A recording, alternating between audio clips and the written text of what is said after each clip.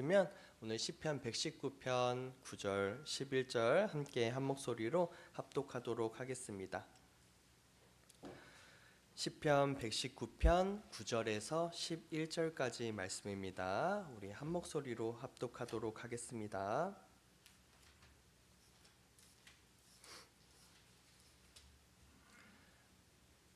시편 119편 9절에서 11절까지 말씀 한 목소리로 합독하겠습니다. 청년이 무엇으로 그의 행실을 깨끗하게 하리이까? 주의 말씀만 지킬 따름이니이다. 내가 전심으로 주를 찾았사오니 주의 계명에서 떠나지 말게 하소서. 내가 주께 범죄하지 아니하려 하여 주의 말씀을 내 마음에 두었나이다. 아멘.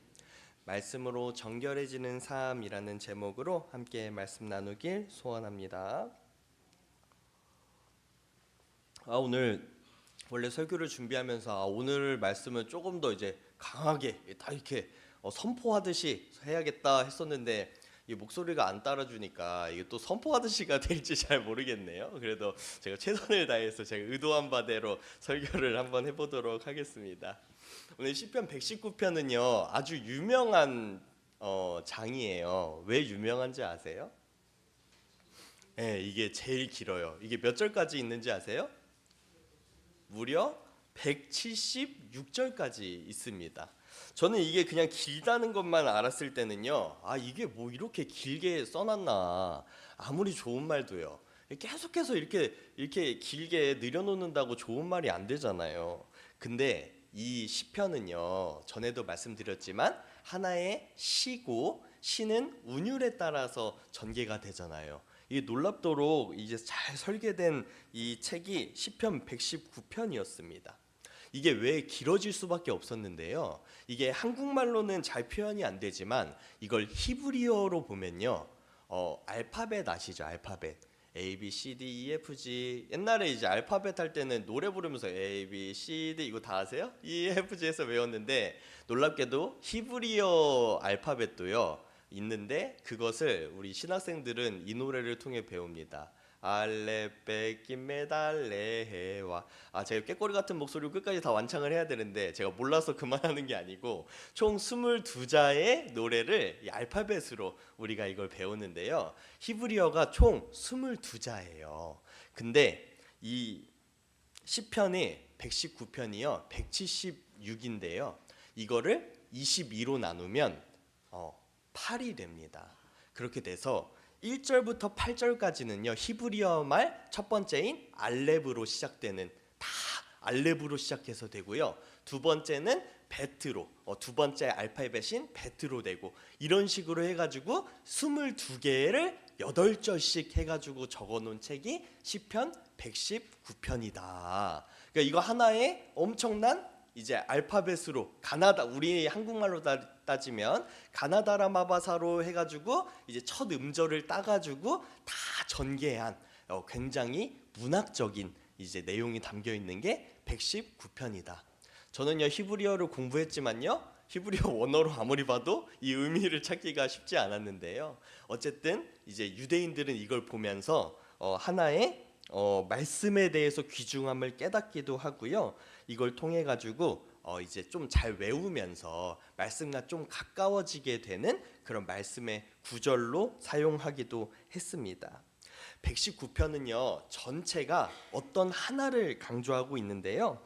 바로 하나님의 말씀을 중심의 주제로 다루고 있습니다. 말씀이라는 건 여러 가지로 표현이 되죠.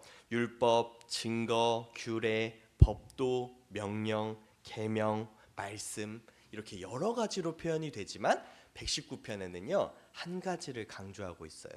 하나님의 말씀을 따르는 사람의 형통함, 말씀을 잘 따르는 사람의 행복, 이것을 다루고 있습니다. 우리의 주제가요 가지를 뻗어나가는 교회라고 했는데요.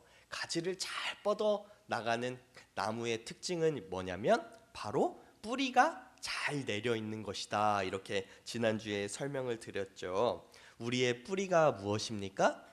바로 말씀이 되어야 되는 것이죠. 우리 주보 한번 다 갖고 계시죠? 주보 오랜만에 한번 볼까요? 이 안쪽 말고 우리는 항상 변하지 않아서 잘 보지 않는 이 겉을 한번 보면요, 이 앞면 말고, 가지를 뻗어나가는 교회 이 앞면 말고 이 뒷면에 보면, 제가 이거를 우리 교회의 핵심이다 하면서 교회 소개로 세 가지를 적어놨죠. 첫 번째, 우리 이름이 뭐예요? 교회 소개? 우리의 교회를 소개하는 거 다 같이 한번 읽어볼까요? 시작. 어떤 걸 읽어야 될지 모르겠죠. 성서 안의 새로운 교회, 이 부분이 우리 교회를 소개하는 멘트예요. 다 같이 한번 읽어볼까요? 시작. 성서 안의 새로운 교회, 부산중앙 그리스도의 교회. 우리는요, New Church in Bible, 성경 안에 있었지만 새로운 교회다. 그러면서 첫 번째로 그리스도의 교회다, 두 번째로 실천하는 교회다, 세 번째로 상식적인 교회다, 이걸 했는데요. 이 중에 두 가지, 그리스도의 교회는 뭐 합니까? 성경이 말하는 것은 말하고 성경이 침묵하는 것은 침묵한다, 이렇게 돼 있죠. 이것은 우리가 말씀에 기반을 두고 있다는 거죠. 두 번째, 실천하는 교회는 뭡니까? 우리가 실천한다는 건요, 뭐 여러 가지 행동을 한다는 것도 맞지만요, 그것보다는 말씀을 실천하는 교회다. 그래서 우리는 매주일 말씀에 따라서 만찬을 하고, 우리가 세례를 줄 때는 침례를 행하고 하는 것들을 표현하는 것이죠. 이 두 가지가 다 뭐에 관련돼 있어요? 교회의 중요한 세 가지 특징이라고 적어놓은 것 중에 두 가지가 우리는 말씀에 근거하고 있다 하는 것입니다. 그리스도의 교회, 실천하는 교회, 이 두 가지가요, 바로 우리가 말씀에 뿌리를 두고 있는 교회라는 것입니다. 우리 교회에 처음 부임했을 때요, 우리 교회에 어떤 것을 알려야 되는가? 제가 이제 교회에 대해서 음식점의 비유를 많이 합니다. 그래서 처음에 왔을 때는 교회가 프랜차이즈 음식점처럼 됐으면 좋겠다, 이런 얘기도 한 적이 있었고요. 우리 교회에 대한 예시를 들 때요, 백종원의 그 골목 식당을 예시를 들면서 컨설팅하는 과정을 교회 컨설팅하는 과정하고 제가 예시를 들기도 했었죠. 그러면요, 우리 교회가 살아남고 부흥하기 위해서는요, 우리가 집중해야 하는 것들이 있는데, 그것이 뭐냐면 우리 교회가 어떠한 것들을 중심으로 세울 것이냐. 우리 교회가 작은 교회이기 때문에 버릴 것은 버리고 포기할 것은 포기하고 집중해야 할 것은 집중해야 하는데, 어떤 것을 집중하고 어떤 것을 우리가 포기할 것인가를 그 기준을 세우는데 가장 중요한 것이 바로 말씀인 것이죠. 오늘 119편의 말씀에는요, 이렇게 시작을 하고 있습니다. 우리 9절 다 같이 한번 읽어볼까요? 119편 9절 다 같이 한번 읽겠습니다. 시작.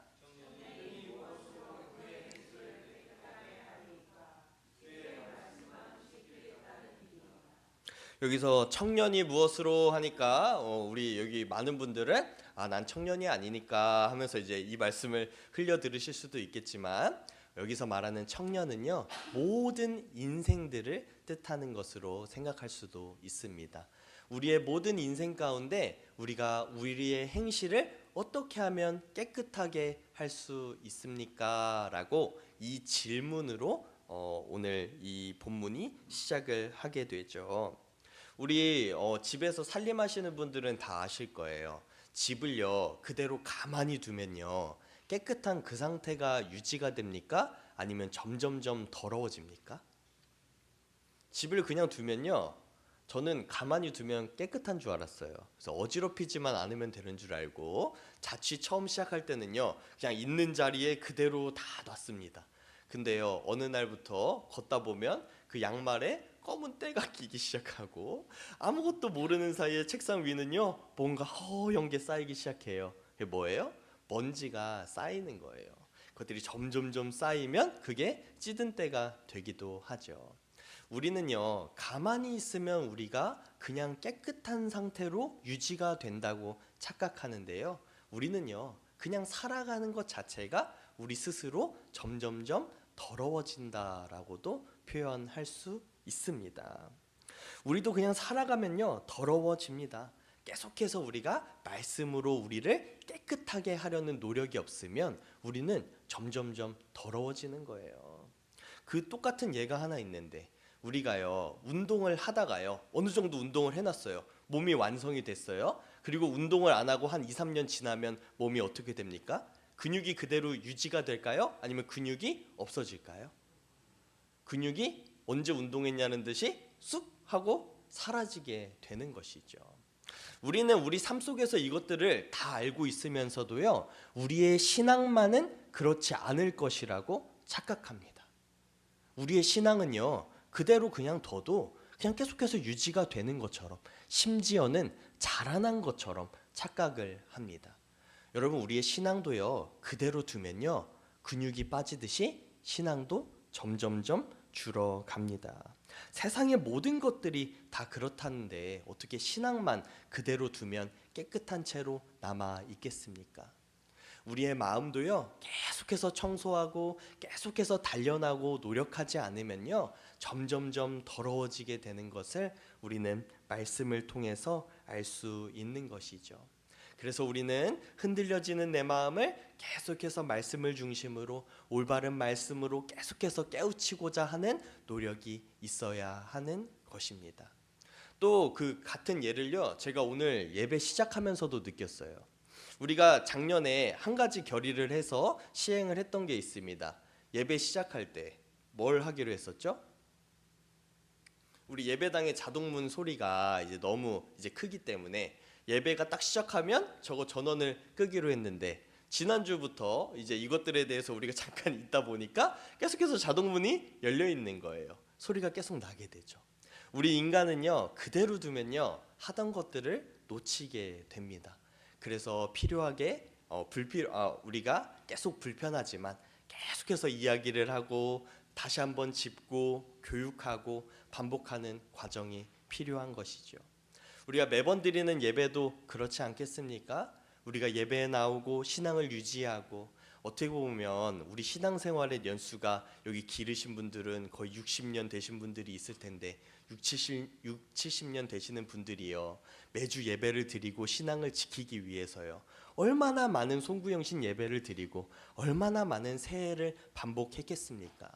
그런데도요 우리는 계속해서 송구영신 예배, 새해를 계속해서 강조하고 되새깁니다. 이것이 바로 우리의 신앙에 필요한 일이기 때문이죠. 우리는 반복되는 것 같아도 계속해서 우리의 마음을 말씀으로 바로 세워야 하는 것입니다. 10절에는요 내가 전심으로 주를 찾았사오니 주의 계명에서 떠나지 말게 하소서 하면서 시편 기자가 주님을 의지하는 모습이 나타납니다. 우리는 또한 주님을 붙드는 마음이 필요하죠. 우리의 마음으로 열심히 지키고 싶어도요 그게 잘 안 돼요. 우리 준철 형제님하고 이제 매주 같이 다짐을 하는 게 있어요. 그리고 예배를 끝나면 항상 평가하면서 때때로는 칭찬을 하기도 하고 때때로는 이제 약간 질책을 하기도 하는 게 있는데요. 그게 뭐냐면 예배 시간에 절대로 졸지 않겠다 이렇게 다짐을 하는데요. 준철 형제님이 매주 그렇게 다짐을 해요. 나는 절대로 졸지 않겠다. 옆에서 서현 자매가 계속해서 감시를 합니다. 그리고 못하면 등짝 스매시 이렇게 날리면서 이렇게 매주 다짐을 하는데도요 이게 잘 지켜질까요? 안 지켜질까요? 안 지켜져요. 때때로는 우리 온풍기가 너무 따뜻해서 공기가 순환이 안 돼서 이게 잘 안 된다니까요. 그럼에도 불구하고 중요한 건 뭐예요? 나는 안 될 사람이야 하고 포기하고 잠에 들지 않는 거, 예배를 드리고 말씀을 들으려고 노력하는 거, 바로 이것 자체가 우리의 신앙을 깨끗하게 하는 바로 그 노력이고요. 이런 노력이 있을 때 우리의 신앙이요 깨끗해진다는 거예요. 우리를 그대로 내버려두면 어떻게 된다고요? 우리는 그냥 더러움에 빠지게 되는 거예요. 우리가 잘 되지 않더라도 이걸 계속해서 노력하면서 우리의 말씀 가운데 우리가 세워지려고 하는 이 노력이 우리의 삶 가운데 필요한 것이지요. 그러기 위해서 우리는 스스로 되지 않기 때문에 그 과정 가운데서 계속해서 하나님을 의지하는 기도가 필요한 것입니다. 성령님, 우리를 주님께 나아갈 수 있도록 도와주시고, 성령님, 우리가 주님을 붙들 수 있도록 내 마음을 지켜달라고, 어떤 사람들은 이렇게 믿지 않는 사람들은 이렇게 기도하는 우리를 보면서 약간 비웃습니다. 아니 자기 마음 하나도 그렇게 못 지키면서 뭘 믿겠다고. 자기 마음 하나도 못하면서.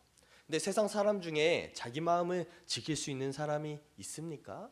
저는 장담하건대 단 한 사람도 없다고 확신합니다. 사람은요 환경에 따라서요 마음이 쉴 새 없이 바뀌어요.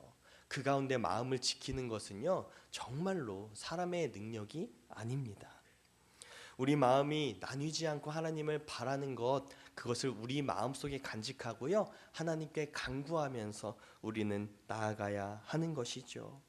하나님께서는 우리에게 뭐가 되신다고 하셨어요? 선한 목자. 예수님께서는 우리에게 선한 목자가 된다고 하셨죠. 양들은요 목자의 보호 아래 있을 때 가장 안전한 것이죠. 우리는 선한 목자이신 예수님을 따라가는 삶을 살아야 하는 것입니다. 우리가 결국에 11절 말씀으로 귀결하게 되는데요. 11절에는 어떻게 말씀이 되어 있습니까? 우리 11절 다 같이 한번 읽어볼까요? 11절 시작.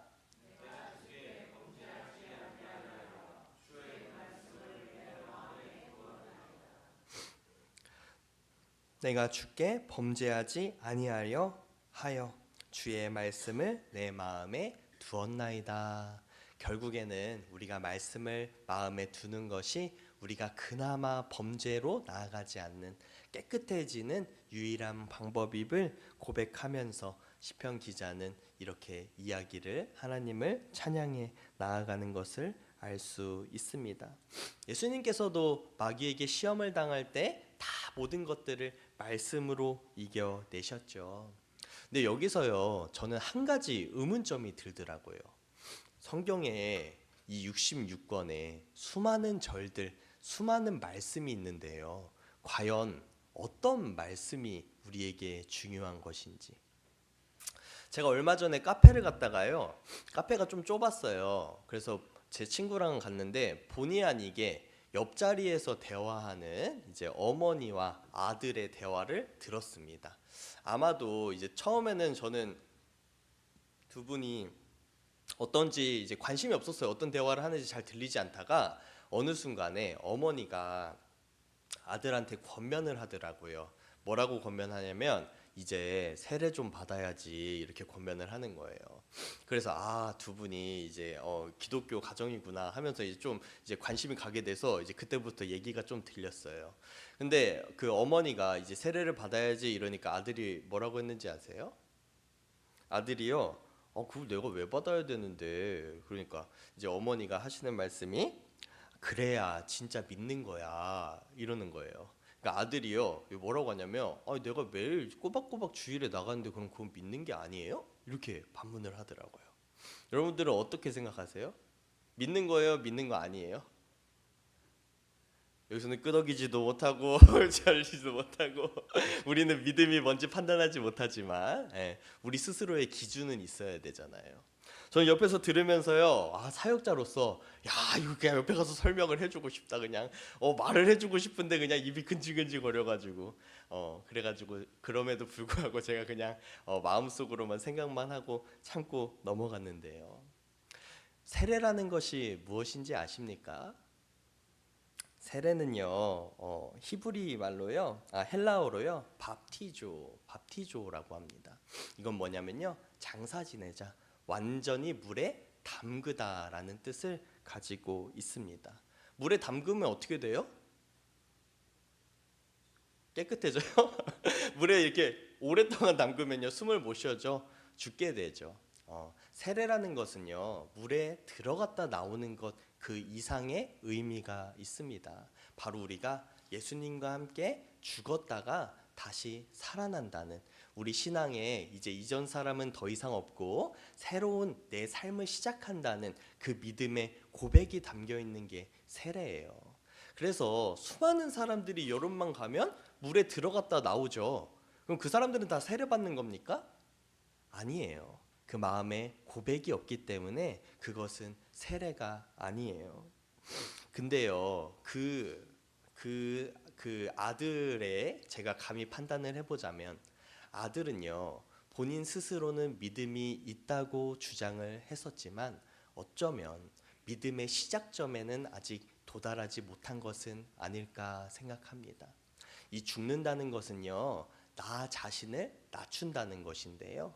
우리가 물속에 들어갔다 나오는, 사실 여름에 그 수영장 가면요, 여름에 가면 다들 물놀이 하고 싶어서 난리가 나잖아요.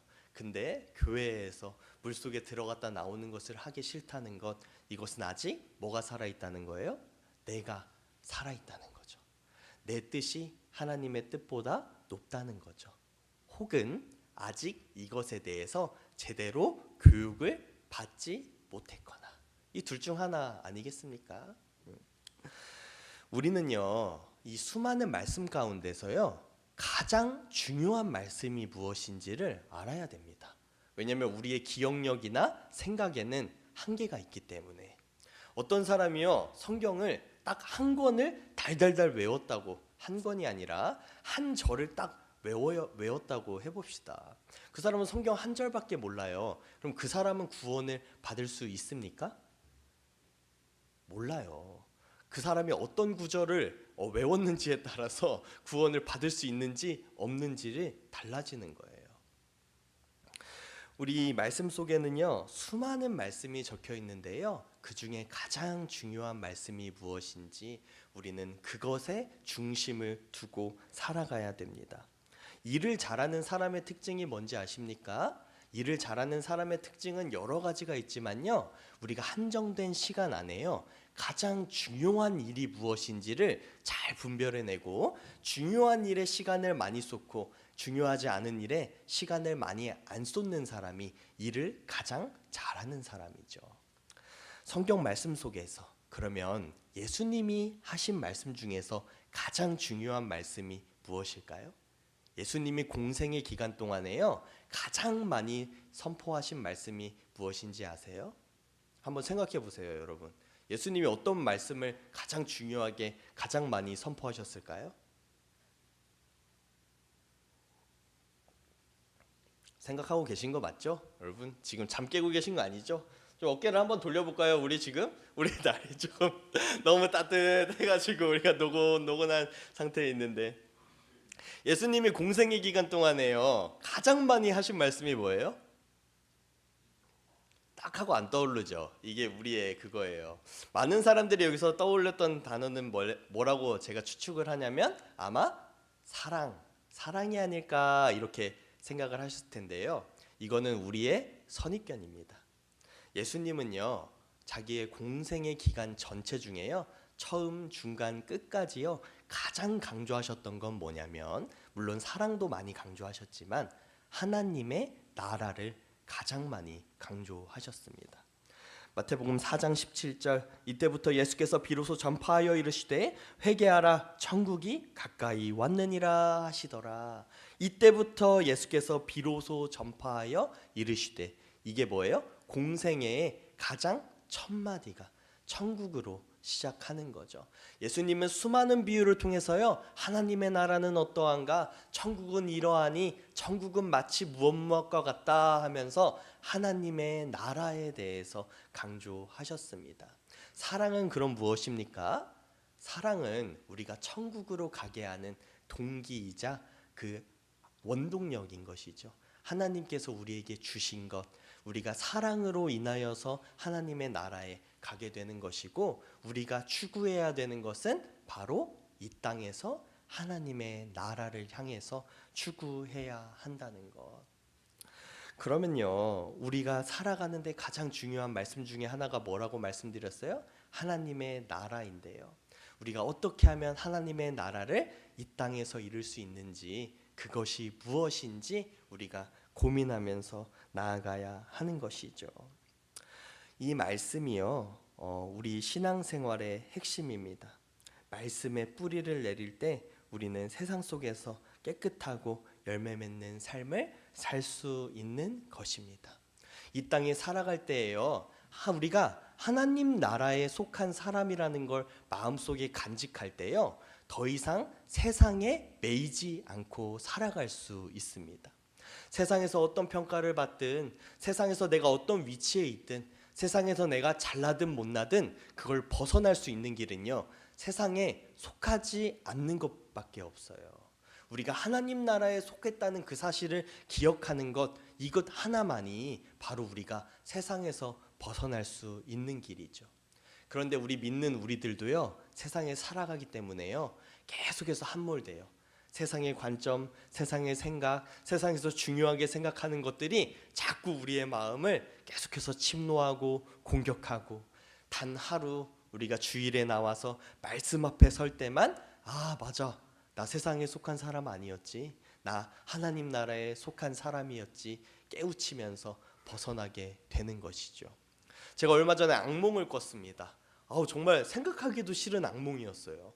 근데 꿈속에서는 그 악몽을 구별할 수가 없는 거예요. 그 꿈속에서 내가 생전 모르는 사람하고 막 다투고, 그로 인해서 내 주변 사람들이 피해를 받고, 저는 다른 사람이 저 때문에 피해받는 걸 정말 괴로워하거든요. 근데 그런 꿈이었어요. 일어나니까 온몸에 땀이 막 절여져 있더라고요. 그런데 딱 일어나자마자 제가 한 가지를 깨달았어요. 그건 꿈이구나. 마음이 얼마나 평안해지고 행복해지든지, 내가 그 했던 것들이 꿈속의 일이었구나, 이 세상에 속한 일이 아니었구나 깨닫게 되는 순간, 우리가요 말씀을 기억한다는 건 바로 이것과 같은 거예요. 이 세상에 속한 것이 더 이상 아니었다는 걸 깨닫는 거예요. 나는 하나님의 자녀였지, 나는 하나님의 말씀을 따르는 하나님 나라의 백성이었지, 세상의 법에 얽매이는 사람이 아니었지.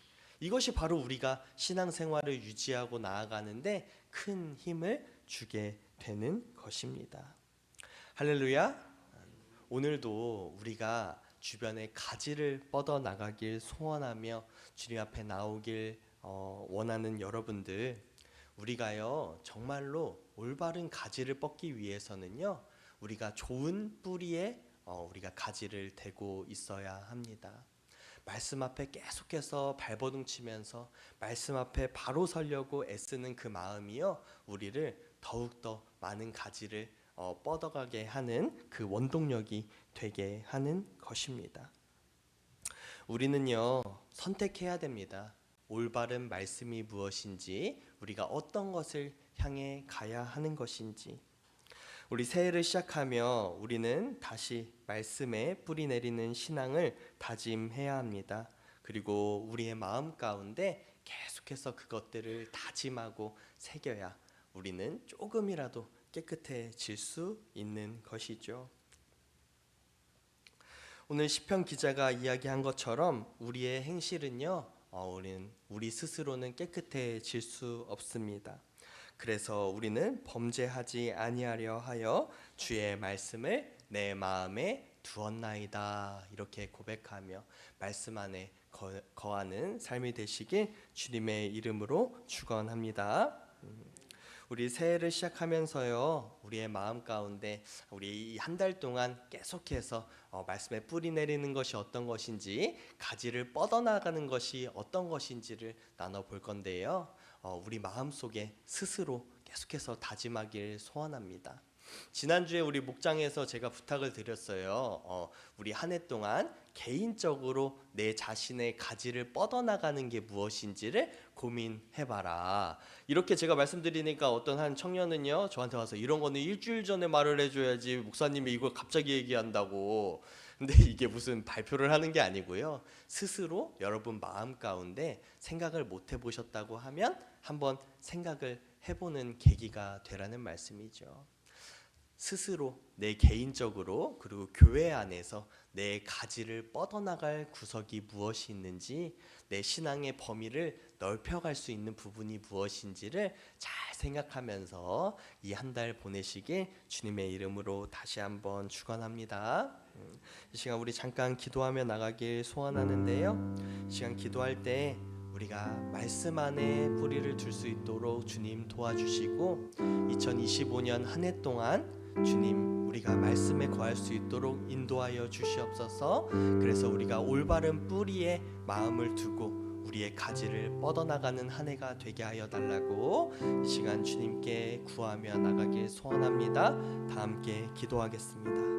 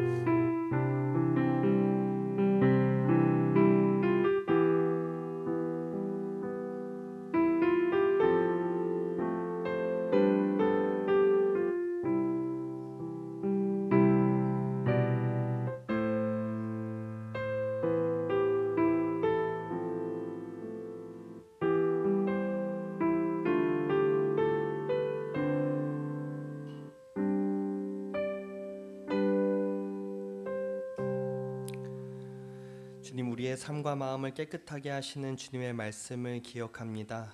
우리가 날마다 말씀 안에 거하며 주님께서 기뻐하시는 그런 삶을 살아갈 수 있도록 인도하여 주시고, 우리는 우리 스스로 노력하여도 주님 우리의 뜻대로 할 수 없는 부족함을 고백하오니 성령님 우리의 삶을 주관하여 주시고 인도하여 주시옵소서. 감사드리며 사랑이 많으신 예수 그리스도의 이름으로 기도했습니다.